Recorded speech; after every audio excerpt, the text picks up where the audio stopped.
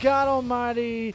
It is the Sweat Equity Podcast coming to you from Cigar City Studios in the Toco Works office in a fucking devil's asshole hot sun of summer. July in Tampa, Florida is pretty gross. I'm your host, Law Smith. This Sweat Equity Podcast episode's a little different. Sometimes, I don't know if y'all experience guy friends or just, it's not that he's a dude that we got set up to do this interview, but if you go back in some of the old episodes, Joe Sale, photographer, my go-to guy for work for my clients, recommended I talk to Matt Green. I was like, that's weird. We don't really know each other, but sure, why not? I looked at his stuff, which is BladeButter. Blade, if that sounds familiar, that's like that shaving oil. And we talk about how Dollar Shave Club may have ripped him off. So this was really interesting. It was one of those things where you feel awkward that you don't know someone and you're bringing them up and you're going to talk to him for an hour. And I probably was too spazzy during this interview to let him talk. So I've been getting feedback about that. If you like this, share with a friend, loved one, coworker. Just toss it over. Send them the link. We're trying to get good guests on. If you want to sponsor a guest, is that how you do it? If you want to recommend a guest that maybe is within your reach, hit me up. Email law@tocoworks.com, law@tocoworks, tocoworks.com. As always, we have a sponsor. It may not be a financial sponsor, but we're gonna represent BladeButter. Check it out, BladeButterbrand.com. Really interesting interview. And we could have gone on for 2 hours if I didn't have a cut out to a gig. So, without further ado, let's get weird with Matt Green and some BladeButter. BladeButter. BladeButter.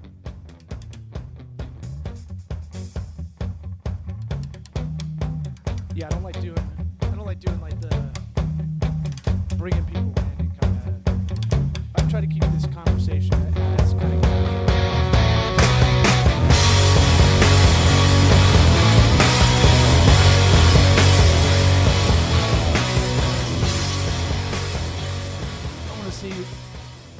And you could talk whenever you want, man. I was just waiting for an opening. No, it's my bad. No, that's all right.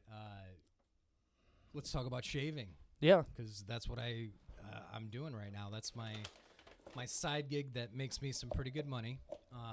Basically, I'll tell you the story of how I came about the product in a little bit. But yes, I have a natural product that I put through a special filtration process that helps your razor perform better and last up to 10 times longer, pretty much any razor.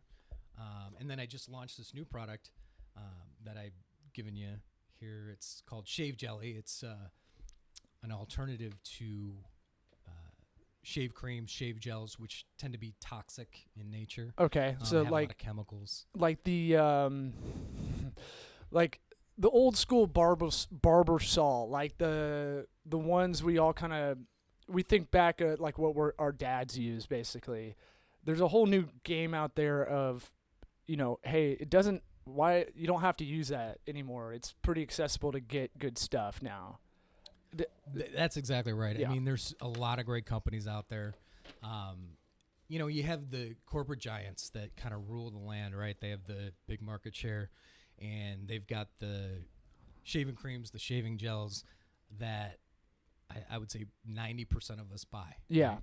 And what people don't realize is to preserve those products and to make them foam just right and to make them smell just right, they use a lot of toxic chemicals in there. And so now people are looking for all-natural alternatives. They're paraben-free. They're non-toxic to your skin, which, that's another thing about shaving is it's one of the most thoroughly abrasive things you can do to your skin. And it's almost like having a chemical peel that my wife would get down at the spa, but we're doing it on a regular basis. And so it really opens the pores. And so if you're putting toxic, possibly, dangerous chemicals on your skin, you're giving them a direct delivery system into your bloodstream, into your nervous system. By shaving, you're opening yourself up. You really are. Okay. You really are. Yeah, I mean, I'm going to ask questions that don't have a question mark on the end. That there'll be statements just because I'm kind of running around today like crazy. But and so my thing is, what does toxic really mean? Like, that's kind of a term that you'll hear a yoga instructor use. You'll hear a nutritionist use.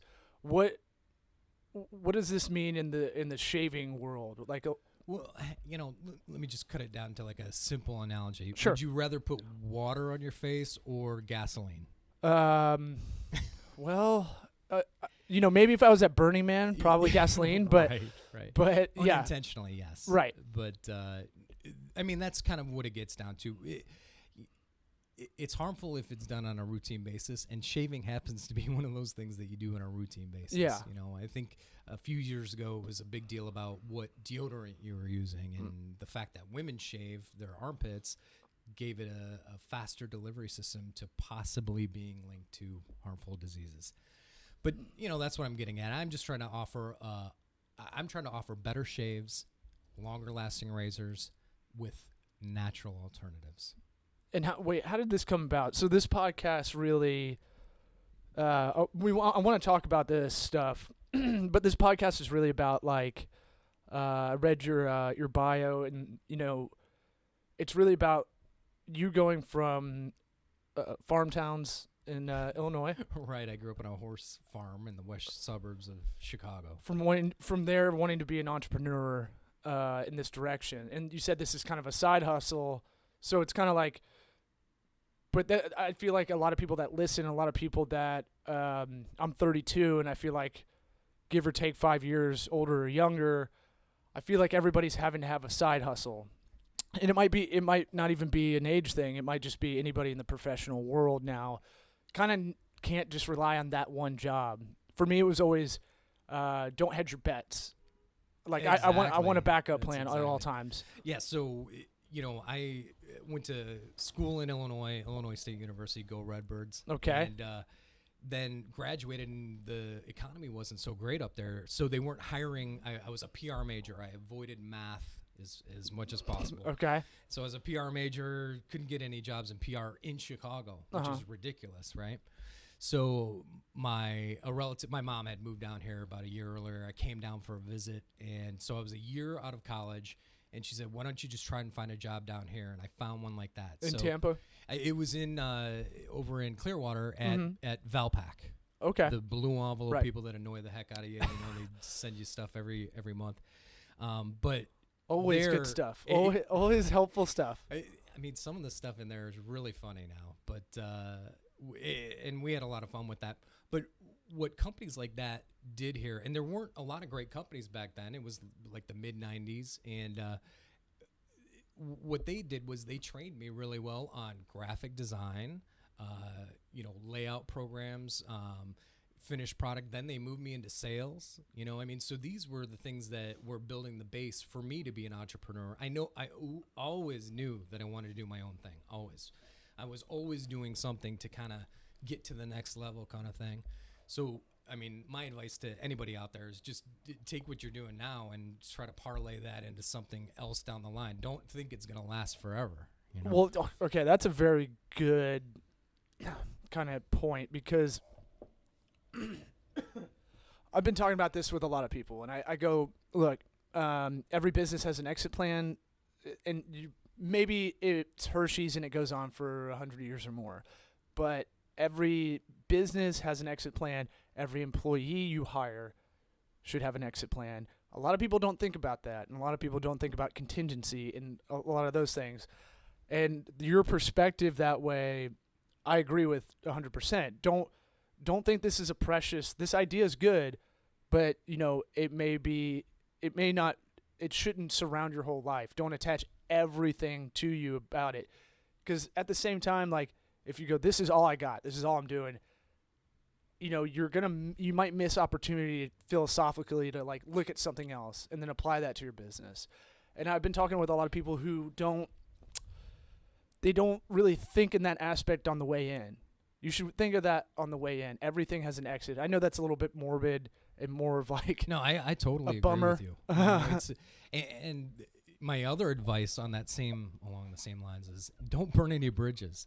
All those people, you know, when you start out, all those people that you're sitting around are going to move their way up a system too. Yeah. And they could be in a position to help out. And that's kind of where I'm at now. You know, I mean, I have the marketing firm, and then I have this product line of shaving products, and I don't go out and actively look for marketing work. It comes to me through referrals. Right. So, you know, that's the thing you got to learn when you're first starting out is, you know, try not to burn bridges. I mean, sometimes you just got to burn it, right? Yeah, yeah. I mean, it's just somebody that you can't stand and whatever, but try your best to not burn bridges because it can come back and pay off. I probably have, you know, I went from Valpak to, I worked at Eckerd College, then I worked for the PGA Tour, I worked for Deloitte and Touche, I worked for a couple other nice companies in the area, and then I worked for Bic, the big pen maker. In Clearwater, they do it's like a $500 million arm of their business that does imprinting on pens, lighters. They bought Everready and all these other things. So they do flashlights and all this other stuff. So all these places that I learned kind of culminated into what I can do today. The big break came when I met the founder of Worldwide Sport Nutrition, protein and nutrition things. I actually got an offer for another job, and his job interested me so much because he said, not only do you get to do the marketing, I'm going to teach you how to make products, and I'm going to teach you how to, you know, come up with something in your head, and 2 months later, it's going to be an actual product selling there. This wasn't meth. This wasn't like no, not meth. No. This isn't Heisenberg. This wasn't He's Heisenberg. like, hey, no, let me show you. Walter White. No, it was really cool. Look, in Florida, you know, that could be every fourth kind of opportunity like that. Hey, trust me, when things This got is low, super I protein. thought about that stuff. Yeah. I thought about, you know,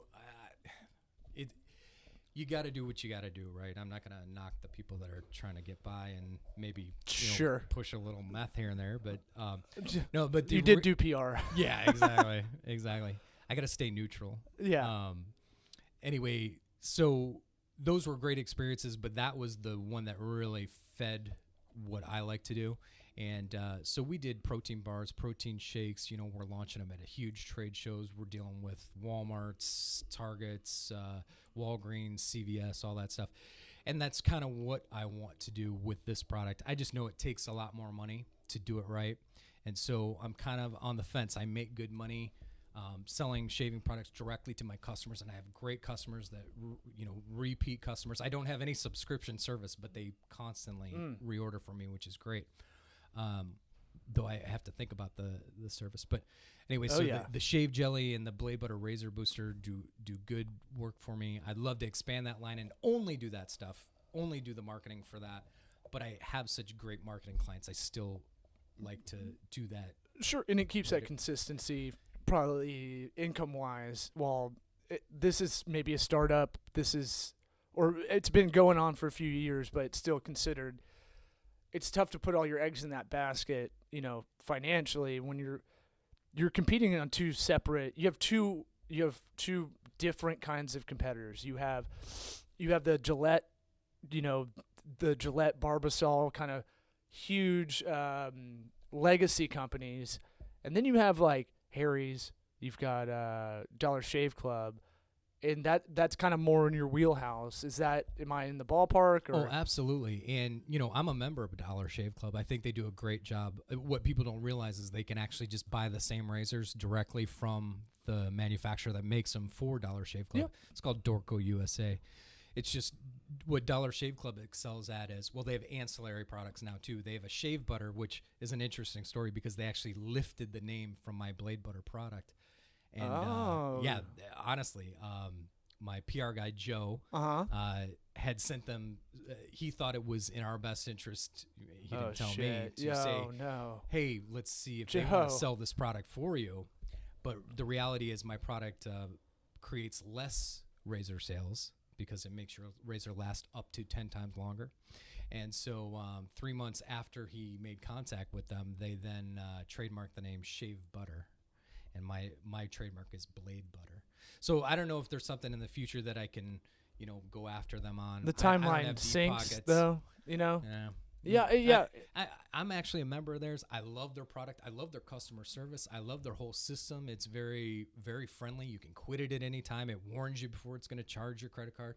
And the product itself is pretty good. And so I actually tried their shave butter, and I really liked it. But I said, you know what, I can make something better. So I made ShaveJelly, and that my trademark's pending on that as we speak. But anyway, it's an interesting thing, and I can do well just selling directly to consumers. I'd love to make that jump to retailers at some point, and they're all aware of me. I've met with Walgreens and all that. I went to great trade shows, and I have good broker connections from my old jobs. And yeah, what I wanted to ask, because my wife and I love watching Shark Tank kind of obsessively.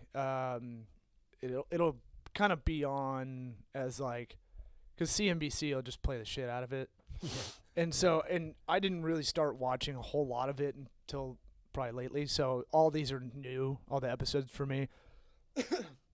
And so my thing with that is a lot of the stuff that has like licensing value, where they need the investment to get licensing. Mr. Wonderful is always that's his wheelhouse.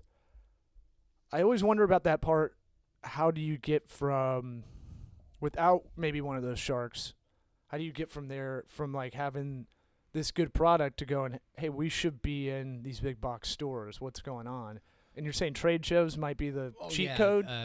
For us, it was the NACDS, which is the National Association of Chain Drug Stores. We went to a show up in Boston, which was awesome. We actually went to a Red Sox game. They weren't playing the Rays, but we wore our Rays gear, and we did not get beat up. Okay. So that was good pretty to know. Cool. Though, interestingly enough. That means they're like just indifferent, which is kind of worse. Right.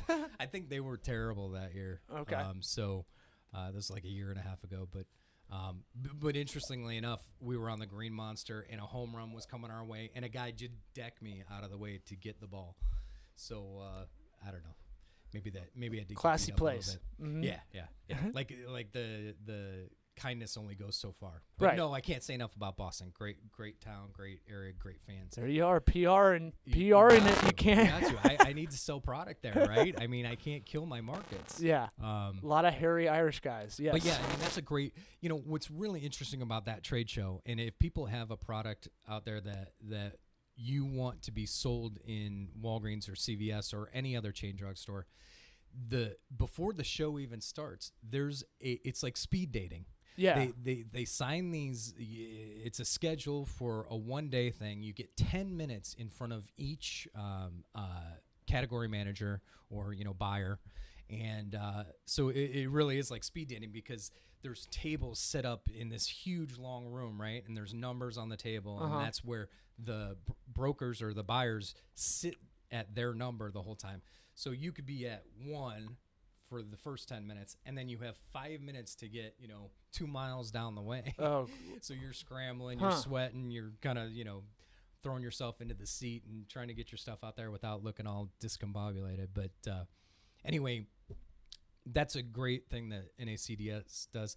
The only problem is it's very expensive to go to the show. It probably cost me about $15,000. I actually spread the cost over with another company that was going there, and so it worked out. It worked out good. I mean, everybody knows. Trade shows are crazy, man. Like, there's so much, because all these companies have to spend so much money to do the trade shows. It's like such a racket, because it's always at like a union spot, and then like you can't get electricity. You have to get some asshole to come over and like plug it in for you, and you're like, what? Why did I do that? And the Freeman company owns everything, and you gotta Freeman. Then when you do it on the cheap, you have to like, all right, we got to make a trade show. We have the smallest place we can get there, but we got a corner. So that's good. And then you got to figure out a trade show set that like, there's no cheap trade show. like it's a whole You fucking can't- industry that's you insane. cannot have just the table without the bunting and a couple chairs. You got to have something that piques somebody's interest, right? And I'm sure with that situation, like I used to work for an air purifier company, and I had to go to fucking allergist conventions. Talk about a party. But it's like, we can't show up and just have the air purifier on next to us. We have to look like, we're bigger than we are. And so like, but we had to make our own trade show set that was light and that we could assemble ourselves, but you can't get in there to assemble it the day before because you didn't pay the extra fee or whatever it was. And so it's like you're in a suit and you're scrambling to construct or assemble your fucking trade show set, and then you sweat through that, and then you're like, cool, well, you have like 38 minutes to do it, and then the doors are open. I just wanted to bitch about this for a minute because I haven't been able to talk about it, and you just kind of you triggered something when I'm thinking about it. It's like went to allergist convention, a cigar convention, which is the anti-allergists, right? Basically. So this company, I think I can legally talk about working for them. Yeah, I think I can. So Rabbit Air, they wanted me to get in the cigar division because they would be the only air purifier really looking at that market. Got them in like Cigar Aficionado and all this shit. But I had to go to all the cigar conventions, and it was like, oh, I just decreased like 10 years off my life by being like, even I'm around the air purifier, but I feel like shit. Like you feel so gross in those things. So trade shows are weird, man. It's well, I mean, you're right about the Freeman and all that. I mean, there's hilarious stories of them putting the pallet right in the middle of the trade booth on the carpet, but we're not using the carpet, so can somebody please come move the pallet? Well, okay, you got to call 5 union guys. Well, no, let's just move it ourselves. No, you can't do that. That's illegal. We have to move it. And it's going to cost you $100. What about when the thing's done? The thing's done. You have like 8 seconds to pick up because they're already rolling the carpet up, and you're like, dude, what the like? Give me like a couple of minutes. It's much easier to break down than put up, but like I'm going to need like 15 minutes. Is that okay?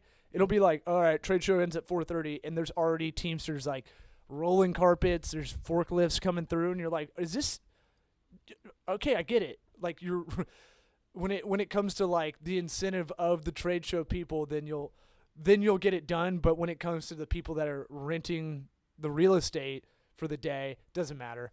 They don't care. Actually, let me tell you some good stories about trade shows, though. In the industry for protein and nutrition, we have drinks that are sold in convenience stores and things like that. And the NACS, the NACS, it's NACS Online. There's always an acronym, too. Always an acronym. Right. Always an acronym. And I forgot how they started, but they were petroleum something, whatever, and then they figured out NACS, what's much more sweet sounding. Petroleum jelly, dare I ask? It's like oil and gas and but okay. Convenience stores happen to take off at some point, so they figured it out. So I think they were CSP or something like that, something petroleum. But anyway, those shows are really fun because you're seeing all the big brands there, the Pepsis, the Cokes, the Monster Energy, all that stuff. They have big crazy booths and Jack Link's jerky and all that. And then so when everything shuts down, all these guys don't want to take that stuff back. So they're just giving it away to all the other exhibitors, and you just get huge bags of stuff, and you head out of there. You can't take it all on the plane, so, you just sometimes ship some back. Get super put jacked it in up. your stuff that's going back on the pallet. Like, how much is a case of Monster canteens to ship home? Right. I really want to look like I'm into BMX. It's like, I got them for free, but I'll pay $300 to get them back home, right? Yeah. I mean... But it's like a necessary evil because it is that bridge to get you in front of people, like you're saying, and it feels like a big gamble when you're a small business because you're like $15,000, even if you chop it up with someone else, which a lot of people do. They'll be like, "Hey, let's share this 10 by 10 spot." Absolutely. And we won't get in each other's way because it's so expensive, and you're not even talking about travel too. You got to have people there, and then you got to be on your game too. So if you're sick, you're screwed. Like if you're not having it, like you're totally screwed. So there's a lot of like pressure when you're at these things, especially when it's that situation you were just talking about, where you're like, okay, well, we're spending a good chunk of money on this, and I know the product's good. I believe in it. Now I have to really figure out how to tell them why they need it. Well, and if you do your job right, and I've seen it many, many times with Worldwide and Strength Systems and Nutrition Research Group, if you do it right, the sales that you get from that bump in sales you get from that show just totally eclipses anything that it cost you. Huh. And I mean, I'm talking, hundreds of thousands of dollars worth of orders after that. I mean, we used to launch new protein bar, new protein cookie, new protein shake at these shows. Specifically the Mr. Olympia show, which was in Las Vegas in October-ish, and then the Arnold Classic, Arnold Schwarzenegger. Oh, you don't have to tell me. I know all these by heart. No, okay, I'm kidding. I don't know. Arnold Schwarzenegger Classic. It's a weird community, man. Those bodybuilder things are like what's interesting is strange. He chose, it's in Ohio, and I can't remember the town. It's by Ohio State, and it's a great show. I mean, you get to meet Arnold, which is the biggest bonus. He comes walking through every booth, shakes everybody's hands, and all this. But it's a big sports convention / products convention. Okay, so that I makes think, sense. I'm a huge UFC fan and stuff. Now they have a turn. They'll have a night of fights there. Yeah. Specifically for that week, and Columbus. It's in Columbus, Ohio. Yeah. Usually first week of March. So we're gonna record this on we're recording this on a Friday. This will come out on Tuesday, the following Tuesday. But UFC 200 Saturday. Right. What are your thoughts? John. Well, Silva's in, right? Silva's in, which is I think is an interesting fight. I would say normally he might not have a chance. Watching his last couple fights, he seems a little bit behind the times. But the reality is that Cormier didn't have a big opportunity to prepare specifically for him. Okay. So maybe that gives Silva a shot, and the other thing is, has Silva been training for a 5-round fight? I don't know. I don't know what his rotation was up, and I don't know who he was scheduled to fight recently. And we could talk MMA. I don't know that much. This is about where I'm like, to answer your question, I'm 50-50. When I found out Jones wasn't going to be on the card and Cormier wasn't going to fight, I was like, because I'm a John Jones fan, I not of his behavior out of the octagon. He's like one of the best athletes of all time. Like unreal talent. And his thing is, and you see this with small business owners and entrepreneurs, they're self-destructive. Exactly. A lot of the time it can be ego or greed, but for him it's it's getting crunk. Right. In a couple of different ways. Well, that's what's surprising about this. And just to go back to the business side of protein and nutrition, it's very easily that he got an ingredient in his protein products or whatever supplements he's taking that aren't on the label. And what happens is 90% of those companies do not own the manufacturing equipment and make their own products. They go through contract manufacturers. To make it attractive price-wise to go with that contract manufacturer, they cut costs, and those costs mean getting ingredients from China, which always have something different than them, than what's stated. I mean, we had baby formula a few years ago was a big thing. They had actual auto coolant, car coolant in the baby formula, those types of things. So it's very easy. Calm down, babies. That he got popped because of an adulterated version of a product that doesn't have. What is it? What do you get popped for? He can't even pronounce it, so it's something that's probably a steroid, is my guess. And but it's easily that the brand doesn't even know it's in there because their contract manufacturer used something cheap from China. That they're like, we banned Chinese drywall. Are you eating Chinese drywall? He's like, I don't know. But like so let's take you back. You're at the fitness convention, or you're at the Boston drug. What is it? Chain drugstore convention, which is just Walgreens, Dwayne Reed, and CVS. CVS, Walgreens, all the big players. But really, what we were going for are the medium level guys that have 30 stores to 150 stores because they pay you up front.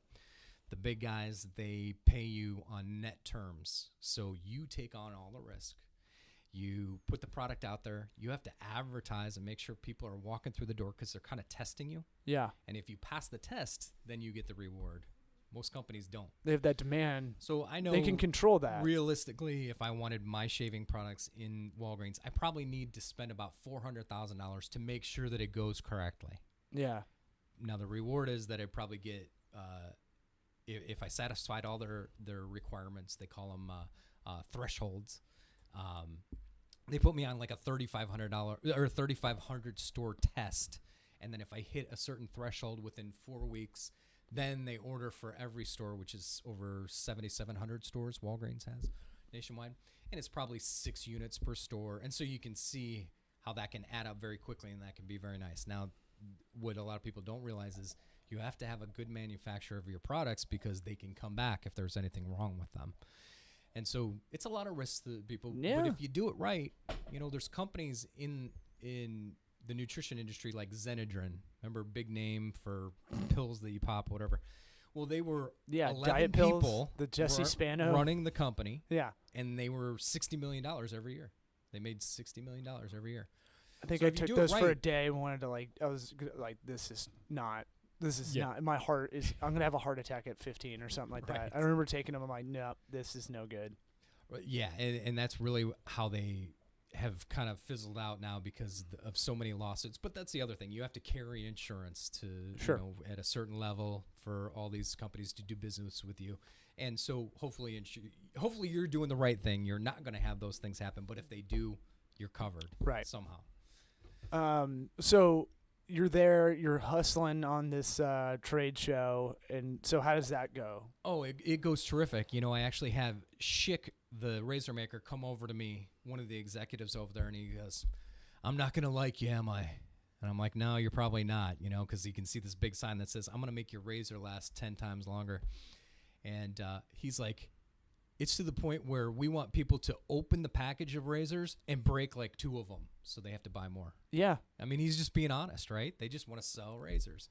It's not about the highest quality sometimes. How did they not see this ahead of time? That they're Right. every guy has bitched about razors as long as I can remember, and that's I'm 32, so there's not like it's a lot of I have a lot of sample size on that kind of people bitching about it, but I feel like the razor game's been pretty greedy for a while, and never improving it never helped. They probably could have figured out how to, I don't know. They're starting to combat their own Dollar Shave Club kind of stuff. Well, and that's the interesting point. I mean, they saw all of a sudden I think they're the bullies, right? They want to put people out of business that threaten them, and that's why they're actually suing Dollar Shave Club because of the protectant that's put over the blade. Mm-hmm. So and then it goes into packaging. Right? Yeah. So this protectant keeps it from oxidizing or rusting while it's sitting on the shelf, waiting to be sold or be moved around the country or get to the end user. So Gillette has sued them, saying that violated their patent on a similar process. And so, whether they're right or whether they're wrong, now the Dollar Shave Club has to spend X amount of dollars to defend themselves and say, and I don't even know what their position is because their manufacturer is Dorco. So, Right. So is it Dorco's problem or is it Dollar Shave Club? The lawsuit says versus Dollar Shave Club. But, and the other thing is that we went to that trade show and it was a warm reception, but not really hot leads on selling directly to retailers because they say, why do I want to beat up my razor aisle? I make good money off of that.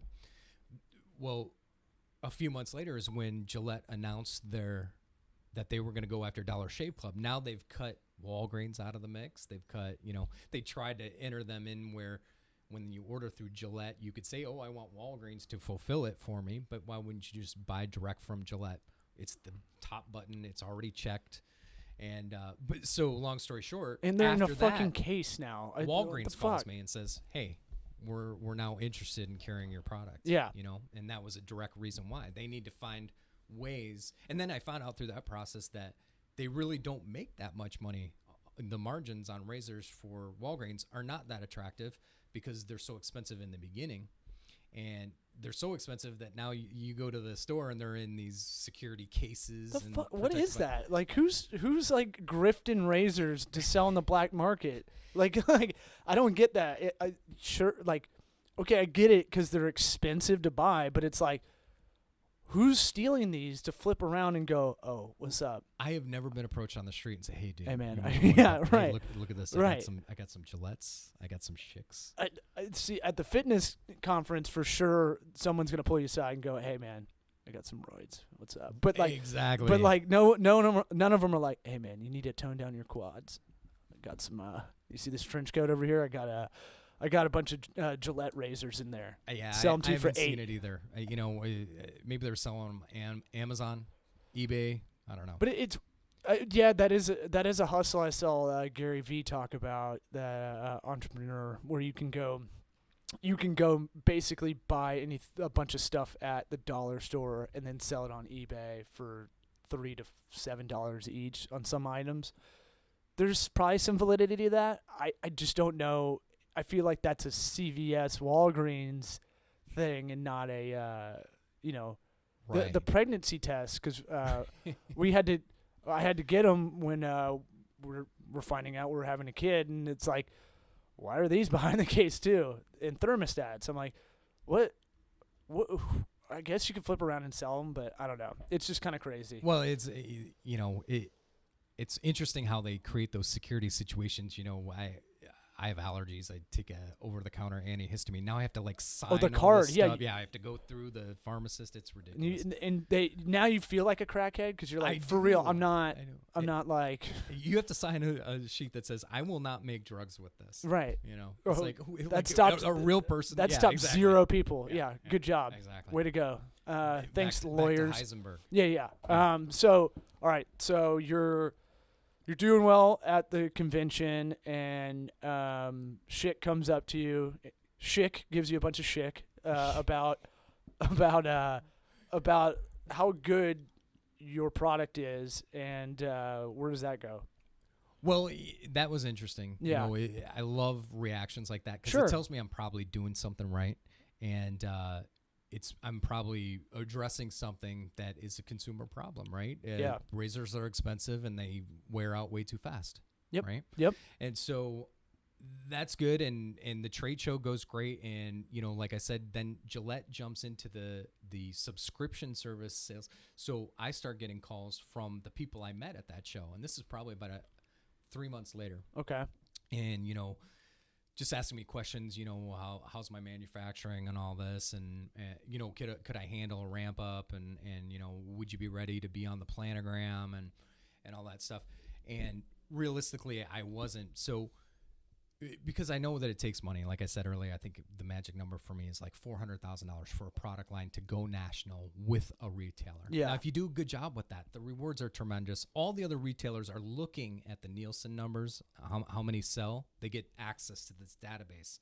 Says, 2 million 5-hour energy cherries flavor were sold at Walgreens in the first week of October. I mean, Okay. it's really thorough stuff. So if I did well, then my phone's just going to ring. I'm not going to have to go on term. I'm not going to go through the test period with other companies. I just am in, and the product's selling because it's doing well here. Yeah. So those are all things I have to think of, and so I politely say, I'm not quite ready, but I want you to keep me in mind. And that really was the goal of the show, was to just let them know I exist, and people are buying my product directly from me, and it's that those sales are growing. Yeah. And so I get my sales from PR. Is you can't spell profit without PR, right? So PR is a big thing for me, online advertising, and then referrals, Yeah. So I do pretty good, and I sometimes flesh it out in my head.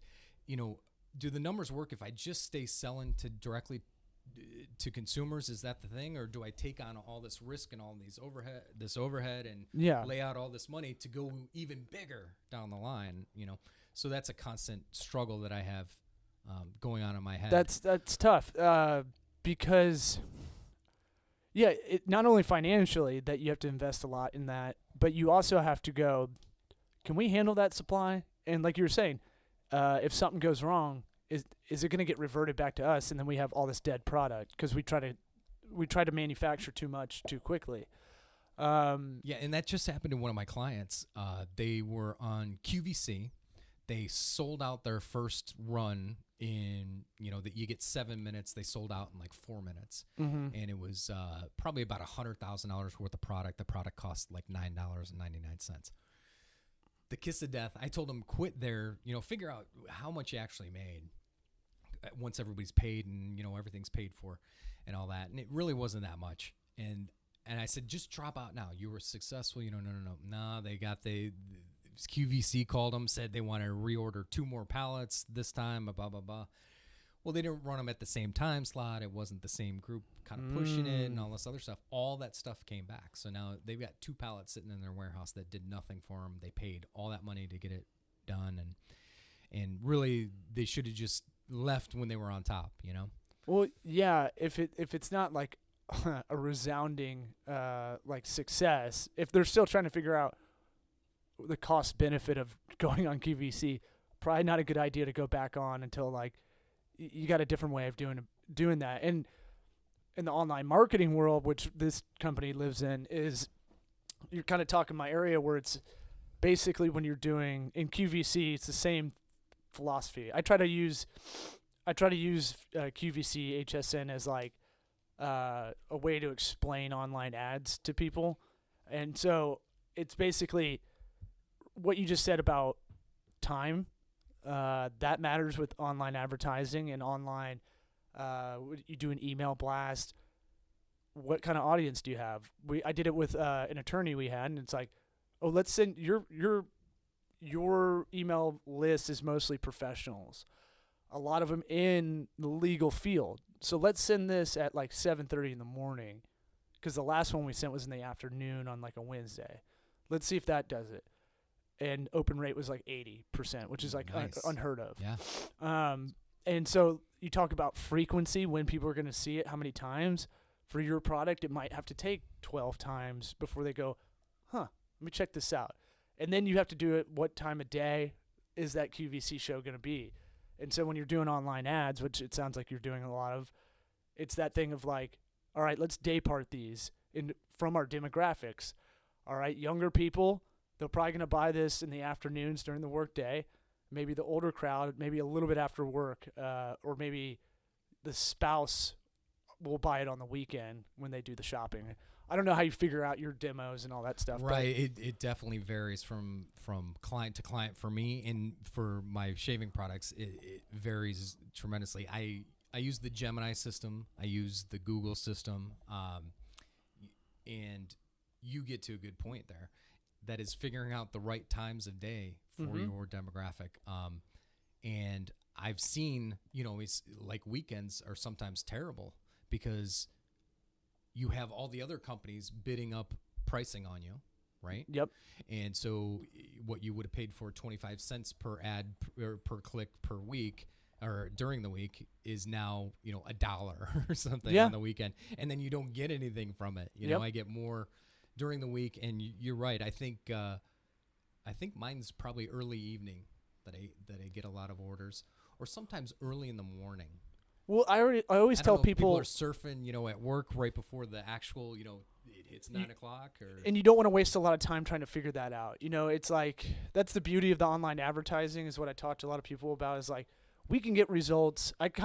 Another way to explain the results is, if you played fantasy baseball before and you like stats, you'll be able to really follow this day to day. If you don't, this is going to be hard. This is going to be a stats lesson for a lot of people. But know that, you can get it in front of who you need to get it in front of. Do y'all try to market this towards the ladies? Absolutely. I have a pink version, and it's just a little sweeter and softer is what we say. It's got a little more soft skin softening ingredients. Mm-hmm. And that's with the Razor Booster. And I have a great test kitchen, really. And it technically is my kitchen because it's my wife that uses the products. And she loves both products. With the Shave Jelly, I only have one version right now, and it's got a nice scent to it. It's It's pepperminty. It actually does have peppermint oil in it. It's got things like tea tree oil in it and all that. And what's interesting about that shave jelly is it goes on clear and it does not foam up. So all you do is you wet the shaving area, you put it on, you shave, you rinse it off, you're done. It's got I'm gonna open up one. Yeah, pre-ingredients, during ingredients, and post-ingredients already in it. So it's kind of like 3 or 4 products all wrapped into one. Okay. Yeah, I mean, it rinses, cleans, non-greasy. And so I just did the soft launch to my customers. I got a really good reception, my current customers. Now I'm going to do the hard national launch. And to me, that's really not, some mega thing. What it means is I'm going to start gearing my online advertising towards pushing this product. Probably going to do a little bit of PR, calling it kind of a shave jelly revolution. And because it is so different than foam.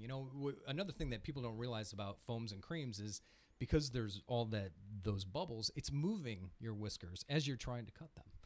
So you're not really getting the clean, consistent shave that you could. This holds it completely still. I kind of jokingly call it suspended animation. I mean, it just kind of freezes it in place. Okay. And so you're actually going to get a consistently close shave with it. Yeah, I mean, it's the ladies part is interesting because... But yeah, back to that. I'm sorry. The purchase, but I sell to ladies. It's a fraction of my sales. I really think I need to commit to that to go, but I do address them. I'll make a case for it because I just had to talk to a client of mine about like, hey, you need to focus on the woman market, not same field as what you're throwing out there. But I was like, why aren't you on Pinterest? And they were like, well, it's a bunch of dudes. And I was like, well, like almost every, like a lot of women are on Pinterest. Like it's something like 80 million or something like that. And so, and then I saw a stat from this guy that used to be called, we use Squarespace as our website builder, content management system. And for anybody listening, fuck your WordPress. No, but I hope your website's not WordPress. I switched from Squarespace to my WordPress. Oh, no. I'm a WordPress guru. So. Oh, yeah? Okay. Look, we can exist. We can coexist. It's fine. Yes. No, they both have different advantages. For e-commerce, I think you were using Woo. I'm using Woo. It works a lot better with WordPress. Look, here's Shopify's a lot better with Squarespace. The only thing, my argument was I couldn't have as much design control as I wanted to. When? How long ago? With Squarespace. Probably I switched about a year ago. Oh, man. Yeah, because I wish we met. 12 templates. I wish we met a while ago, man. We're trying to become specialists in the area. Yeah. There's no Tampa Bay. But I love they're full featured, and for small, entrepreneurs that are thinking about doing something. Yeah, it's a great way to go. And I probably have 3 clients that are doing that. Oh yeah. And I do update their content for them and things like that. But it's very easy system to work. The Squarespace guru, as he used to be called, I think he used to have like a podcast, and I think he got like a big corporate job that made him like take all the stuff down because he has no videos anymore. He used to show a lot of stuff, and he was talking about Pinterest, and he found some studies like 80% of what women pin to their board they'll buy. And so, maybe your stuff for women is not a dress, or it's not a purse, or like an $800 purse like my wife texted me about yesterday. I was like, if that's your push present, that's sure. Okay. I'll just work more. No, she works hard. She deserves it. But I was saying, like, it didn't click for me. I heard it like a year and a half ago. I read it that a while ago, 2 years ago maybe. And, I got on, we were buying a house, and it didn't click until she was showing the guys that were doing the build out of the kitchen. She's like, no, I want cabinets like these. And she's pulling up Pinterest. I'm like, don't pull that shit up. They're going to think you're a jabroni. Like, and they're like, oh, okay. And I didn't realize it. She'd been thinking about this kind of kitchen for a long time.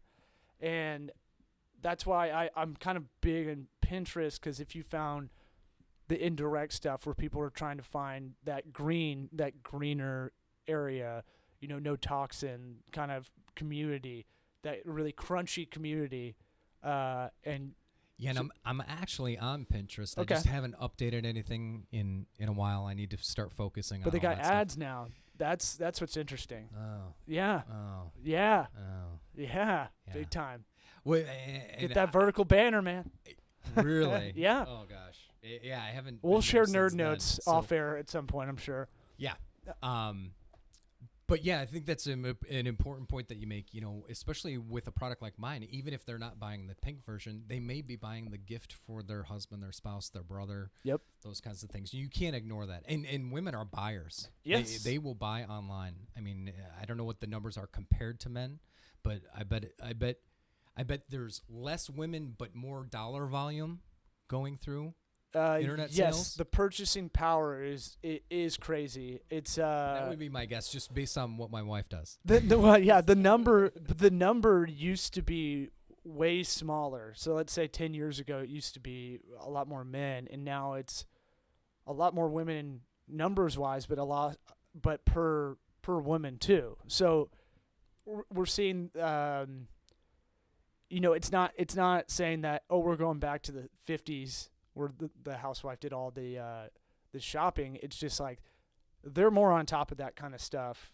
Especially, I think it was like products under $100, and they're on top of that kind of stuff. Amazon priming stuff. That's probably where I'm I an read Amazon Prime fiend. Same. I love that stuff. I love the fact that I can get stuff sometimes the same day. Someone told me a book, and he was like, "What are you doing?" I'm like, "I'm gonna get it right now, and then I'm just gonna have it in a day." Right. I was A like, guy's I'm not gonna gonna knock just on the sit door on in that. 5 minutes, and he's gonna have the book. Yeah, and I was like, And I'm not. maybe some razors. You're giving me advice. Yeah, are y'all? So y'all aren't on Amazon, I take it. Don't they have a high price point? Here's the thing. I'm trying to be on Amazon because Okay. my customers ask for it. I accept Amazon payments through Woo. Yeah. Mm-hmm. And, That's a great feature of Woo. by the way. It really is. And I get a good number. I want to say maybe probably 35 to 40% of my sales Yeah. are paid for through Amazon payments. Mm-hmm. So it was a good move for me. And, they hold it a little longer than the other companies do. Yeah. Stripe is my main one Yep. that I love. Yep. And I had that via the Squarespace. Mm-hmm. It's usually there within 48 hours, no problems. But anyway, entrepreneurs that want to sell products need to know this. You're a jewelry maker, whatever. These things come. You got to know when you're going to get paid. There's VIG. There's VIG on a credit card processor, and you have a merchant processor.